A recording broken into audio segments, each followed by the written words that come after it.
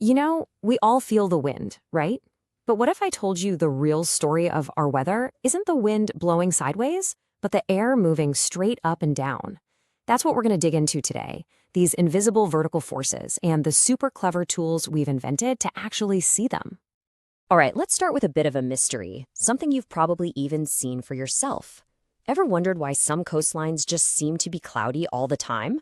Or how you can have one side of a mountain that's this lush green paradise, and the other side is basically a desert? What's the deal with that?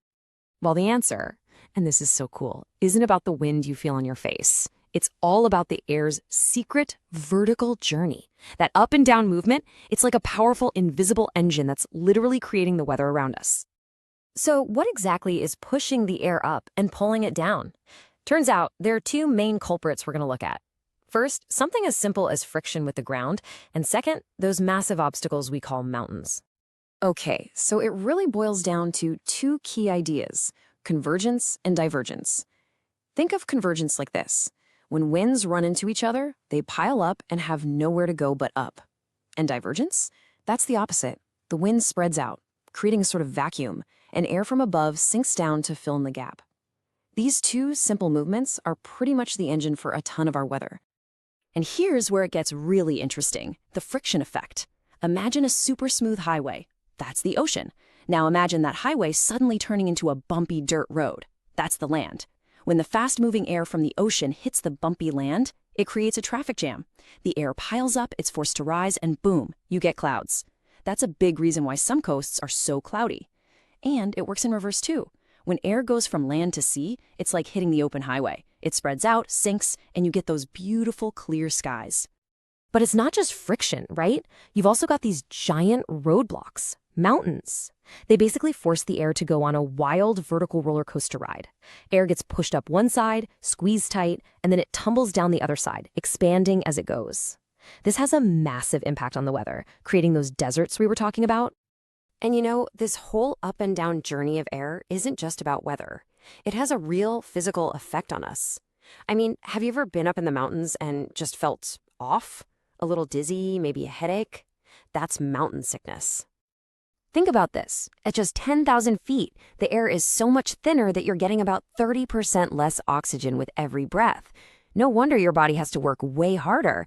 It's trying to compensate, and that's what causes the headaches and exhaustion. It's a perfect example of how these invisible atmospheric processes can have a very real, very physical impact on us. Okay, so we've got a handle on the vertical stuff. But what about the wind we actually feel every day, the horizontal wind? How do we even begin to measure and describe something we can't see? Let's get into it. First things first, there's one golden rule you have to know. Meteorologists always label a wind by the direction it comes from. So a north wind is blowing from the north, heading south. A westerly wind comes from the west. Simple, right? But it is absolutely crucial for understanding any weather report.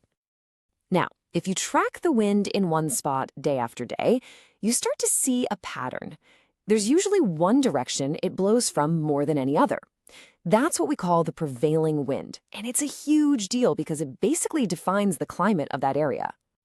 And this is how we visualize that pattern. It's called a windrose. It's a super simple but really smart chart that just shows you what percentage of the time the wind is coming from each direction. So you can see at a glance, yep, the wind here mostly comes from the west.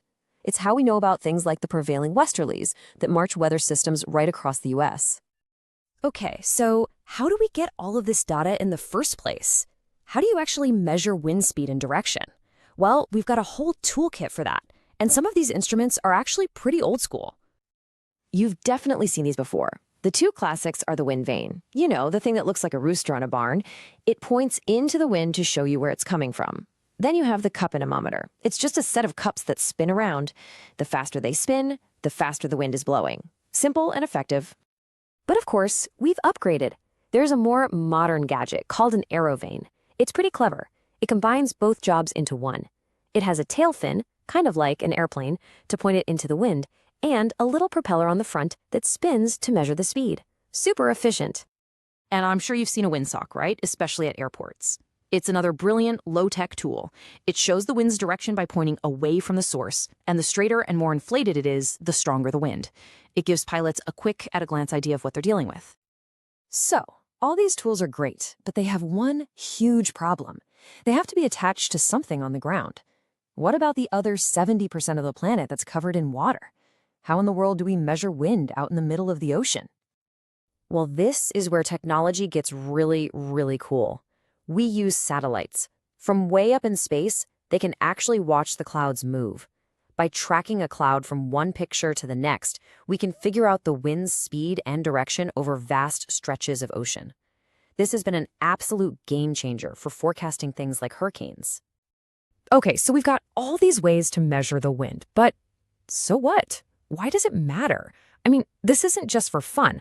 Understanding the wind has huge, real-world consequences. I mean, think about it. We design airport runways to line up with the prevailing winds. Why? To make takeoffs and landings safer. We understand regional climates, like why it rains so much in the Pacific Northwest.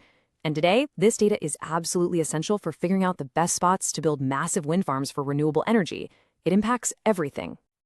So that kind of leaves us with this big, exciting question. We can see the winds across the entire globe better now than at any point in history. As our satellites get even better and we collect more and more data, what new secrets is the atmosphere going to reveal to us? What patterns will we discover that we never even knew existed?